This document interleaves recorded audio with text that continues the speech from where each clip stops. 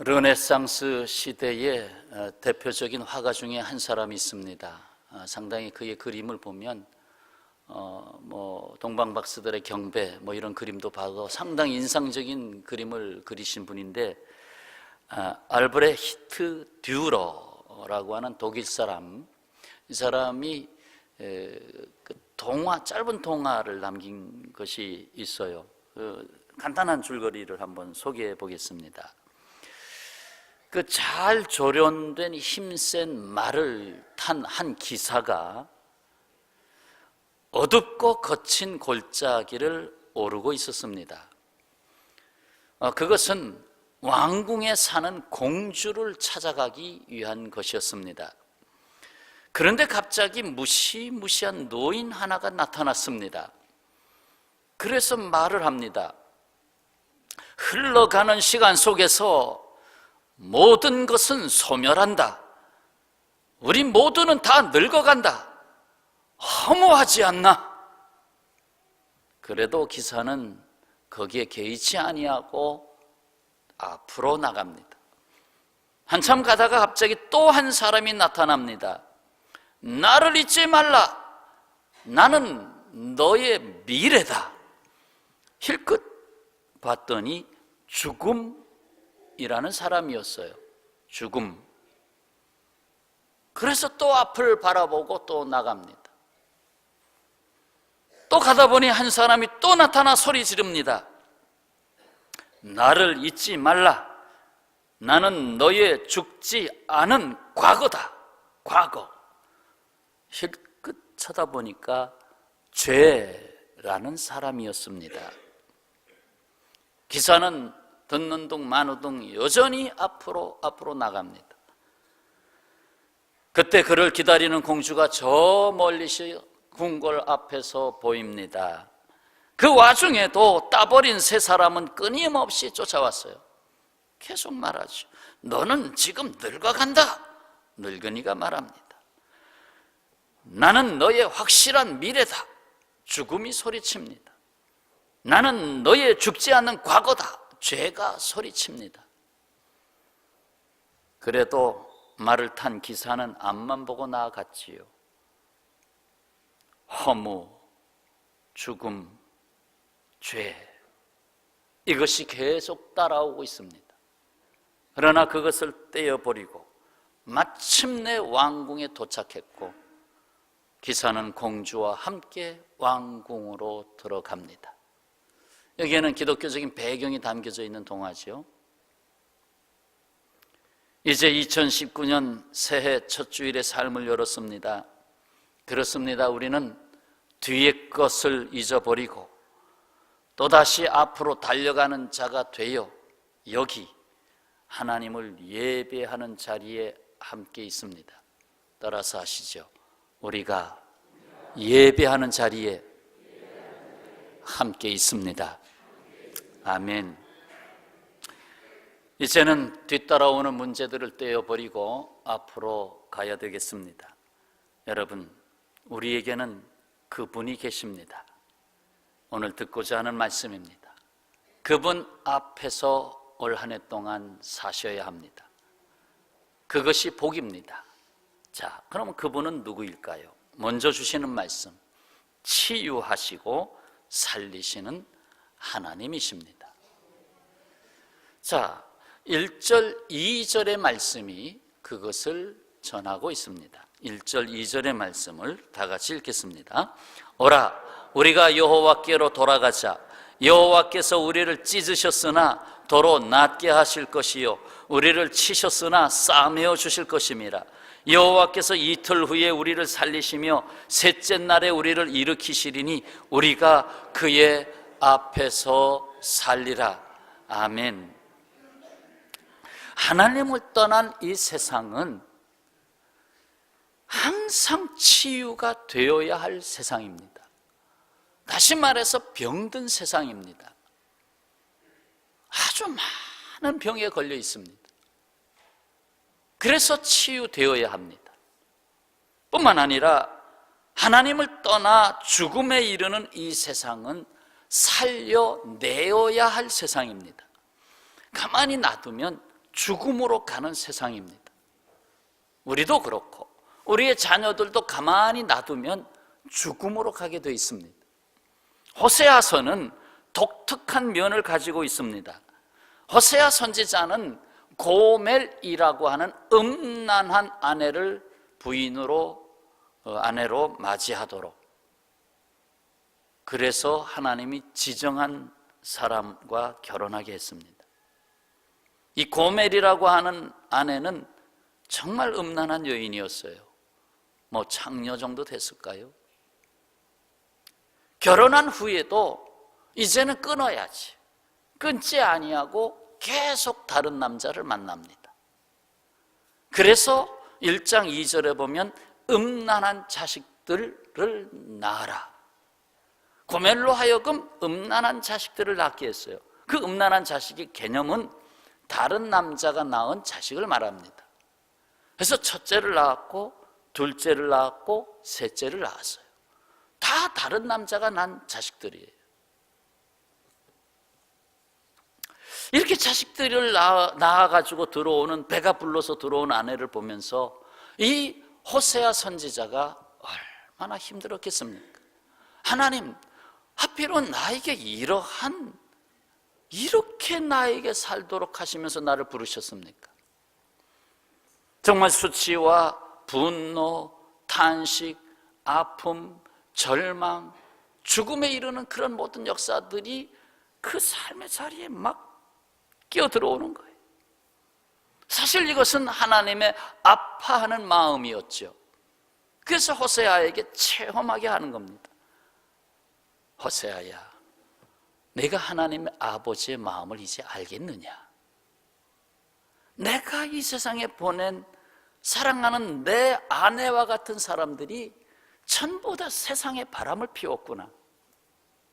전부 나를 떠나서 세상과 짝하며 세상에 음란한 자식들을 낳고 있구나. 사실 그걸 체험하게 하는 거지요. 이것을 치유하고 살리시기 위해서 하나님은 스스로 방법을 택하셨습니다. 스스로 수치와 분노를 가지고 가셔야만 했습니다. 아픔과 고통을 지고 가셔야만 했습니다. 그 탄식과 절망과 죽음을 지고 가셔야만 했습니다. 뭐예요? 십자가를 지고 가시는 거예요. 십자가에서 죽으시는 거예요. 십자가에 달리신 하나님입니다. 몰트만이 표현한 단어지만 말이지만 늘 와닿습니다. 십자가에 달리신 하나님. 그리고 사흘 만에 다시 사셨습니다. 2절 말씀에 여호와께서 이틀 후에 우리를 살리시며 셋째 날에 우리를 일으키시리니. 여러분, 이틀 후면 며칠입니까? 이틀의 개념은 하루 더하기 하루예요. 결국 이틀 후라고 하는 건 셋째 날을 말합니다. 그렇기 때문에 같은 말이에요. 셋째 날에 살리시고 셋째 날에 우리를 일으키시겠다는 거예요. 이 말씀은 성취가 됐죠. 예수께서 내가 죽고 나서 사흘 만에 부활하리라. 셋째 날에 부활하리라. 셋째 날에 이 세상에 다시 상처 입은 이 세상, 죽음으로 가는 이 세상을 내가 치유하고 다시 살려주리라. 그것을 이루셨어요. 우리는 성취된 말씀으로 이 말씀을 보고 있어요. 성도 여러분, 우리에게는 그분이 계십니다. 치유하시고 살리시는 하나님. 내가 살아가는 이 삶의 마당은 온전치 않아 항상 병에 들어있어요. 항상 아이고 죽겠다, 아이고 죽을 지경이다 하는 그 삶으로 자꾸 굴러가요. 그냥 놔두면 그렇게 가요. 그래서 우리에게 오신 하나님, 십자가에 달신 하나님은 우리를 치유하시고 살려주십니다. 올해도 우리를 그렇게 해주실 것이고 우리를 통하여 이 세상을 치유하실 것입니다. 자, 이어서 주시는 말씀은 3절에서 모든 가치의 기준이 되시는 하나님. 그러므로 우리가 여호와를 알자, 힘써 여호와를 알자. 이 세상에는 기준을 잡을 수 있는 그 무엇이 없습니다. 서로 자기가 기준이라고 그러죠. 그러니까 서로 자기가 머리가 되고 분쟁하고 싸우고 다투고 서로 넘어뜨리고 심하면 전쟁이 일어나고, 이 세상 그렇잖아요. 기준이 없어요. 기준을 삼을 수 있는 그 누구도 없습니다. 다 죄인이고 아무도 기준이 될 수가 없습니다. 누가 대통령이 돼도 기준이 될 수가 없습니다. 하나님은 하나님이 택한 이스라엘까지도 이렇게 어둠과 무지함 속에 살고 있음을 진단하셨죠. 호세아서 4장 1절을 앞으로 조금만 2장만 넘겨보세요. 호세아서 4장 1절 2절 말씀. 이스라엘 자손들아, 여호와의 말씀을 들으라. 여호와께서 이 땅 주민과 논쟁하시나니 이 땅에는 없고 진실도 없고 인애도 없고 하나님을 아는 뭐가 없어요? 지식도 없고. 그럼 뭐가 있다는 말입니까? 2절에 오직 저주와 속임과 살인과 도둑질과 간음뿐이요 포악하여 피가 피를 뒤이음이라. 아니, 하나님이 선민이라고 택한 이스라엘마저도 하나님이 진단서를 내줬는데 있어야 할 것은 없고 없어야 될 것은 있으니 이 어찌하면 좋겠습니까? 완전히 뒤죽박죽이 돼버렸어요. 같이 기준이 될 만한 게 없어요. 기준하고 말할 사람이 없어졌어요. 제사장, 백성 일반이라 그 호세아서 읽다 보면 나와요. 제사장이나 일반 사람이나 다 똑같아 버렸어. 너나 나나 다 똑같다. 기준이 될 사람이 없어. 아름다운 백조, 하얀 백조가 물가 뚝에 내려앉았습니다. 보니 물가에서는 그 주둥이에 검은색이 이렇게 쭉쭉쭉쭉 좀 이렇게 조금 다른, 좀 몸에 다른 색깔이 섞여 있는 외가리. 이 외가리도 사실 백조에 속한 새입니다. 그런데 조금 달라요. 이 외가리가 열심히 고둥을 찾아서 먹고 있습니다. 외가리가 먹는데 정신 팔리다가 이렇게 보니까 나하고 조금 다른 새하얀 백조가 앉아있거든. 물었죠. 너는 어디서 왔니? 백조가 대답을 합니다. 나는 천국에서 왔다. 궁금한 외가리가 물었습니다. 천국이 어디지? 천국이 어디 있냐 말이야. 아름다운 백조는 천국의 영광에 대해서 열심히 설명을 했습니다. 천국에 황금길이 있어, 각종 보석으로 꾸며진 아름다운 문들이 있어, 수정같이 맑은 생명수 강물이 흐르고 있어, 그 좌우에 생명나무가 자라 이파리를 내고 과실을 맺고 있어. 설명을 하는데 흥미가 없어요. 이 외가리가 뭐 듣는 둥 마는 둥, 얘기가 말이 다 끝나니까 그제서야 외가리가 묻습니다. 거기에는 네가 말하는 천국에 고둥은 없나? 백조가 말합니다. 고둥? 없어. 천국에는 고둥은 없어. 그러자 외가리가 그 뚜개를 따라 진흙탕 속을 계속 뒤지면서 던지는 말이, 너나 천국 가져라. 나는 고둥을 가질 테니까. 나는 고둥을 갖고 살 테니까. 뭔가 좀 생각이 되시나요? 오늘도 하나님의 은혜로 살지 못하고 하나님 앞에서 살지 못하고 모든 가치의 원인과 기준을 상실한 채 내 눈에 맞는 가치를 따라 그저 하늘을 나르며 멋지게 살으라고 준 백조의 삶을 버리고 그저 진흙탕이나 후다닥 진흙탕이나 쑤셔대면서 고등은 나의 전부다 라고 살아가는 모습, 이 외가리의 삶이 오늘 현대인의 삶이다라는 것입니다. 우리는 그렇게 살 수가 없습니다. 우리는 어떤 존재입니까? 하나님은 우리를 바위덩어리같이 단단히 굳어버린 세상, 조금 더 변화될 여지가 없어요. 그저 굳어버렸어. 저 사람 자기에게 꽉 굳어버렸어. 하나님이 들어갈 틈이 없어. 하나님이 주사를 놓으려고 해도 들어갈 자리가 없어. 그러니까 하나님이 할 수 없이 다른 방법을 취했어요. 그 방법이 이사야서 51장 1절에 나옵니다. 의를 따르며 여호와를 찾아 구하는 너희는 내게 들을지어다. 너희를 떠낸 반석과 너희를 파낸 우묵한 구덩이를 생각하여 보라. 거기다 두고 적당히 이렇게 좀 고쳐보려니까 방법이 안 나와. 그래서 하나님이 떠냈어요. 예수님의 피 묻은 검으로 파가지고 떠냈어요. 파내버렸어요. 그래가지고 딱 따로 이렇게 너희는 거룩해야 된다 하고 불러놓은 공동체가 있는데, 그것이 에클레시아. 에크라는 건 아웃 오브, 뭐뭐로부터 밖으로, 아웃 오브, 클레시아, 콜, 부른다. 이 세상에서 밖으로 불려냄을 받은 공동체, 그게 에클레시아. 그 뜻은 교회. 교회를 헬라말로 에클레시아라고 해요.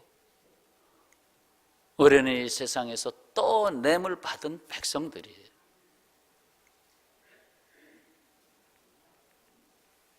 왜 그렇게 하셨어요? 이 세상에 기준이 없기 때문에 기준을 다시 세워주시려고, 우리의 모든 가치의 기준이 되시는 하나님을 우리는 힘써 알아야 합니다. 하나님을 아는 만큼 나를 알게 되어 있습니다. 따라서 하시죠. 하나님을 아는 만큼 나를 안다. 나는 대체 누군가? 아무리 철학적으로 인간이란 무엇인가 아무리 연구를 하려고 해도 하나님을 알지 못하면 인간을 규명할 수가 없어요. 저도 고등학교 때 비로소 예수님을 제대로 영접했습니다만, 하나님을 알고 나서 나를 알게 됐어요. 나를 찾은 거예요. 나는 누구인지 알게 됐어요. 그래서 생의 새로운 기쁨을 찾게 됐어요. 생의 새로운 가치관을 찾게 됐어요. 정말 그 예수님을 영접하고 나서는 가치관이 완전히 바뀌더라고요. 정말 바뀌어요. 무엇이 좋은 것인지, 무엇이 무가치한 것인지, 무엇을 먼저 둬야 되는지 전부 다 바뀌어버렸어요. 완전히 바뀌어버렸어요. 그래서 친구들이 나한테 너 바뀌었다? 아니, 날 보고 뭘 바뀌었다고 하는 걸까? 근데 바뀌었다는 거지. 너 바뀌었다.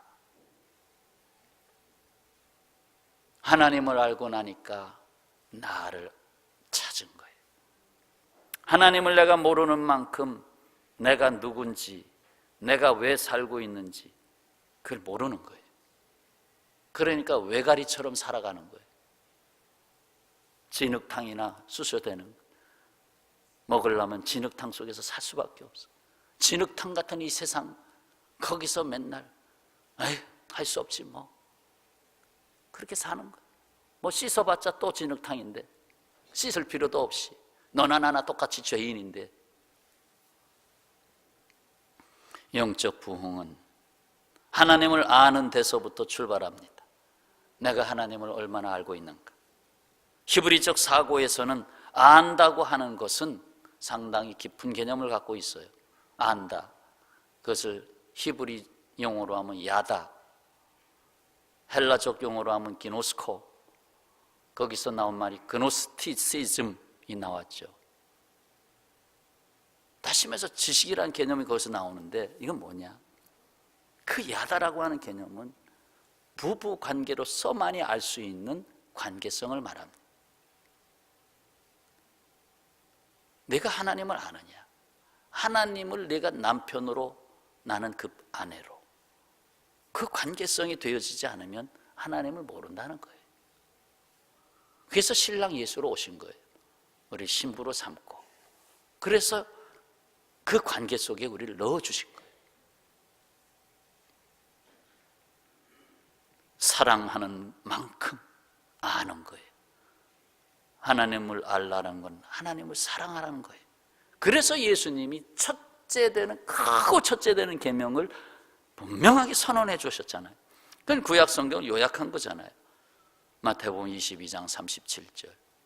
예수께서 이르시되 내 마음을 다하고 내 목숨을 다하고 내 뜻을 다하여 주 너의 하나님을 사랑하라. 거기다 힘을 하나 더 보탰죠. 힘을 다하여 사랑해라. 다하여 사랑하라. 평화의 가족 여러분, 따라서 해보시죠. 힘써 여호와를 알자. 다하여 하나님을 사랑하자. 다하여, 영적 부흥. 내가 정말 다하여 하나님을 사랑해야 되겠다. 그냥 하나님, 나 그냥 3분의 1 정도만 하나님, 나머지 3분의 1은 그냥 이 세상 사는 거 그대로 그냥 외가리처럼 살아갈게요. 뭐 천국, 뭐 지금 생각할 틈이 없어요. 힘써 여호와를 알자. 우리에게는 그분이 계십니다. 모든 가치의 기준이 되시는 하나님. 내가 기준이다. 내가 기준이다. 나에게 맞춰라. 나에게 너의 인생을 맞춰라. 할렐루야. 자, 그 다음에 주시는 말씀 3절의 하반절에 은혜로 살게 하시는 하나님이셔요. 은혜로 살게 하시는 하나님. 그의 나타나심은 새벽 빛같이 어김없나니 비와 같이 땅을 적시는 늦은 비와 같이 우리에게 임하시리라 하니라. 배부를 때에는 아무리 거창하고 뛰어난 음식이라 할지라도, 왕이 먹는 음식이라 할지라도 의미가 없어요. 이미 내가 배부른데 진수성찬 앞에 갖다 놓으면 뭐합니까? 배고파 죽겠어요. 짜장면이 나왔어요. 1분 만에 그 소리가 잘 나죠. 그냥 얼마나 맛있게 먹습니까? 맛있게 먹네. 그래, 더 먹어라. 이거 이제 5번째야. 자, 5번째 그릇. 그래, 그럼 이거 10번째야. 이거 15번째 그릇이야. 그만 가져와. 나 못 먹겠어. 여러분, 배가 부르면 첫 번째 그릇의 그 은혜를 모르는 겁니다. 그러나 3일을 굶고도 먹을 것이 없으면 누가 짜장면을 시켜놓고 바깥에 내놓았는데 단무지가 하나 노랗게 보여. 그거 꺼내서 먹어요. 쓰레기통이라도 뒤져서 먹는 거예요. 내 자식이 건강할 때에는 다른 게 보이죠. 야, 이거 내 자식 이 옷 하나 사다 입히면 이쁘겠다. 야, 이것도 있네. 이것도 사다 입히자. 이거 먹을 거 아주, 야, 이거 굉장히 좋은 건강 양식 음식인데 이거 사다가 먹이자. 그러나 내 자식이 중환자실에 있어요. 의식이 없어요. 눈도 뜨지 않아요. 그럴 때는 그 자식 앞에 가서 뭐라고 하나요? 얘야, 사람만 다오. 얘야, 눈을 뜨고 나만 한 번만 눈 깜빡만 해다오. 얘야, 여기 내가 죽을 끓여왔는데 이거 한 수저만 한번 먹어만 봤다오. 여러분, 왜 그렇습니까? 사람들이 하나님의 은혜를 모르는 것은 살만하니까 모르는 거예요. 내가 내 힘으로 살고 있다고 생각하니까 모르는 거예요. 은혜는 내가 죽을 고비에 있을 때 비로소 은혜를 알기 시작합니다. 그래서 안타깝지만 하나님은 고난이라고 하는 신비를 사용하시곤 합니다. 오래전 1910여 년, 1910년 그 어간에 지금부터 100년 좀 더 됐다고 보시면 되겠죠. 올해가 3.1운동이 일어난 100년의 해니까 1919년 그 이전, 미국의 보스턴시에 한 청년이 살고 있었습니다. 스트로사라는 이름을 가진 사람인데 그가 꿈을 가지고 있었어요. 젊은이가. 근데 꿈을 이루려고 하는데 미천이 없어, 돈이 없어. 그래서 당시 거부로 알려진 바턴시를 찾아갑니다. 찾아가서 2,000달러를 빌려주세요 하고 간청을 합니다. 지금부터 100여 년 전에 2,000달러면 지금으로는 200만 원 정도 되지만 모르겠어요. 적어도 10배, 20배, 30배는 되지 않았을까요? 뭐 한 2천만 원 혹은 5천만 원 어느 정도 됐겠죠. 좀 빌려주실 수 없나요? 뭐 담보할 것도 없고, 그러나 꿈과 용기를 갖고 있었던 이 청년은 제가 은혜를 잊지 않고 꼭 갚겠습니다. 자, 바턴 씨가 주위 사람들로부터 들은 이야기는 이 사람 경력도 없고 후원자도 없고 담보도 없는데 생돈을 빌려주냐고, 그거 받을 수 없다고, 그거 안 된다고 만류했어요. 그러나 바턴 씨는 왠지 이 청년의 용기와 그 자세가 마음에 들었던 모양이에요. 그래서 2,000달러를 내줬어요. 그리고 얼마 되지 않아 이 청년은 열심히 돈을 벌었고, 그래서 다 갚았어요. 10년이 지났어요. 10년이 지난 다음에 미국의 경제 대공황이 왔어요. 1929년이죠. 이때에 바턴 씨는 완전히 파산 지경에 이르렀어요. 자기를 도와줬던 바턴 씨가 파산하게 됐어요. 소문으로 그 사실을 알게 된 이 청년 스트로사가 이제 돈을 꽤 많이 벌었어요. 이 바턴 씨를 찾아서 요것만 있으면 파산을 면하게 되는데 그 액수가 75,000달러. 요즘 돈으로 8천만 원 가까운 돈인데 그때는 뭐 8억, 10억, 20억 됐겠죠. 이 젊은이가 분명히 그 돈을 자기가 다 갚아드리겠다고, 제가 빚진 돈이니까 제가 갚아드리겠다고 다 갚아드렸어요. 75,000불. 이 바턴 씨가 자네는 이미 10년 전에 2,000불을 다 갚지 않았나? 근데 뭐 또 갚을 것이 있겠다고 갚아주겠다고 그러는가? 이 젊은이가 말합니다. 저는 그때 당신께서 제게 베풀어 준 은혜는 평생 잊을 수가 없습니다. 제가 평생 그 은혜는 갚을 수가 없습니다. 그러니까 이 젊은이는 은혜를 계산한 게 아니었어요. 그때 당시에 2,000불을 은혜로 그 2,000불 어치, 그게 아니라 은혜, 내가 가장 죽을 지경에 이르렀을 때, 가장 필요할 때 거기서 베품을 받은 그 은혜는 계산할 수가 없는 거. 내가 죽음에 처했을 때, 내가 절망에 처했을 때, 내가 내 자신을 찾지 못하고 방황할 때 주님이 나를 찾아오셔서 내가 너를 사랑한다, 내가 구원받았을 때 그 은혜는 돈으로 계산할 수가 없는 거예요. 그 은혜를 모르니까 어떤 분은 교회 가면 야, 헌금이 있어야 교회 가지 그러지. 은혜를 자꾸 계산을 하려고 그래요. 야, 그때 그 경조비 한번 찾아봐. 얼마였어? 5만 원? 그래, 5만 원 해 이번에. 근데 세월이 지났어요. 지났는데 가만히 보니까 그분이 나에게 베풀어 준 은혜가 5만 원이 아니었어. 그분 때문에 내가 예수님을 알게 되었고, 그분 때문에 내가 어려울 때 얼마나 많은 힘을 얻었는지. 그래서 내가 5만 원? 그때는 그분이 내가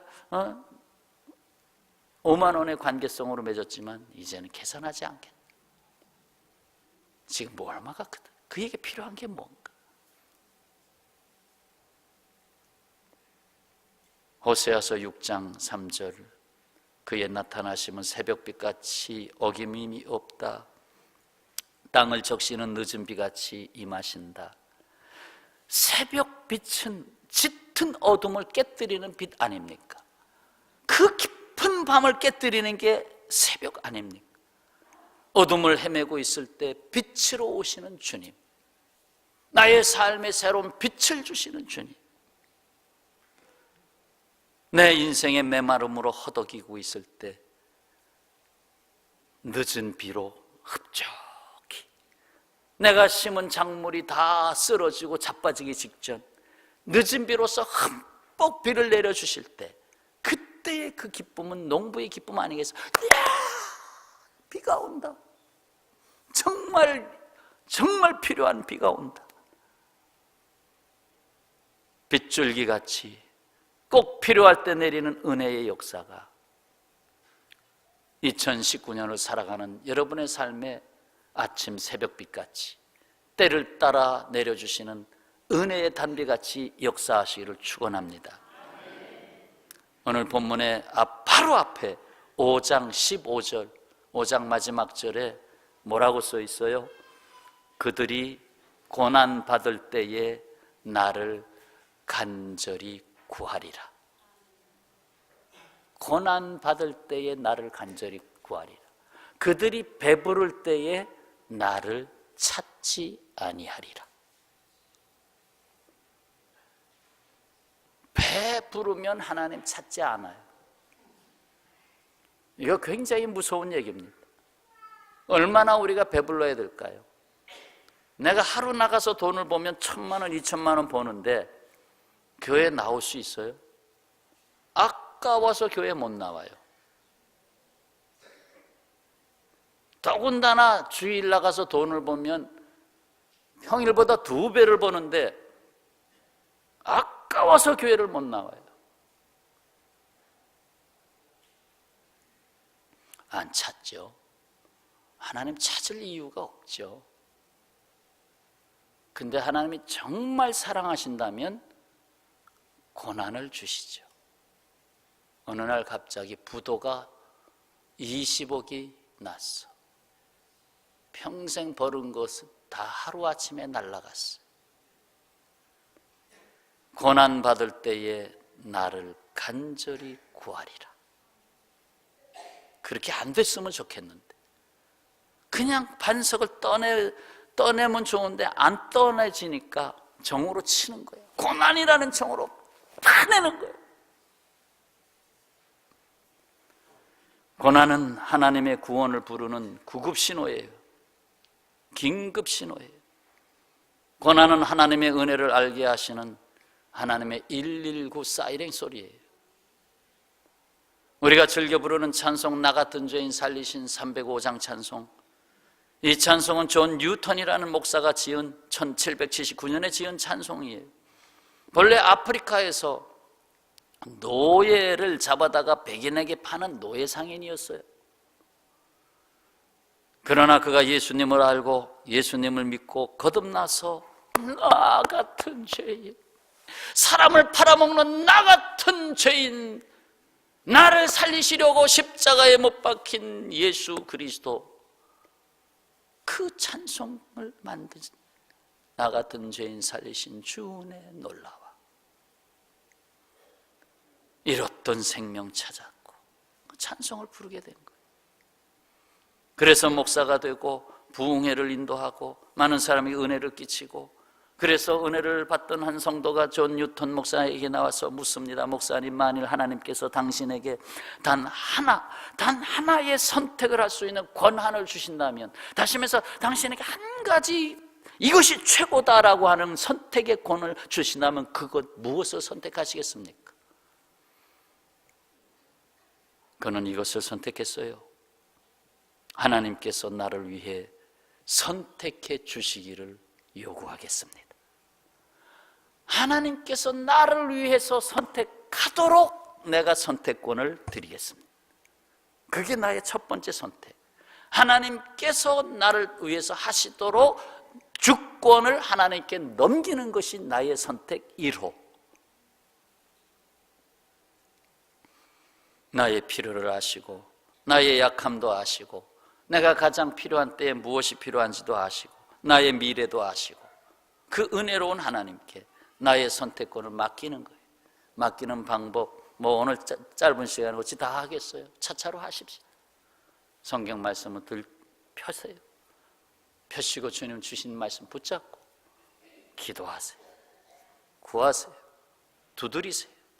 열어주시는 분은 주님이십니다. 저는 설교 준비하면서 많이 체험합니다. 하나님이 주시는 말씀 참으로 지난 금요일에 주신 말씀도 하나님이 번쩍하시면서 주시는 말씀이에요. 그쵸? 내가 다른 거 준비하다가 아니다 그게 아니구나 다 주시는 거. 내가 아무리 노력해도 주님이 나를 붙잡고 인도하시는 것을 따라갈 수가 없어요. 하나님의 배에 선택권을 맡겨야 돼. 나를 사랑하시니까, 나를 아시니까, 얼마나 나를 위해 죽기까지 하신 정도면 무슨 다른 설명이 필요하겠어요? 나를 위해서 종이 되시기까지 하셨는데 무슨 다른 설명이 필요하겠어요? 사랑하는 여러분, 우리에게는 그분이 있습니다. 은혜로 살게 하시는 하나님. 은혜로다. 2019년 은혜로다. 할렐루야. 오늘 신년 첫 주일에 주신 말씀입니다. 우리가 그의 앞에서 살리라. 그분은 나의 하나님. 자, 1, 2, 3 다 같이 읽고 마치겠습니다. 1. 나를 치유하시고 살리시는 하나님입니다. 2. 나의 모든 가치의 기준이 되시는 하나님입니다. 3. 나를 은혜로 살게 하시는 하나님입니다. 믿습니까? 기도하겠습니다.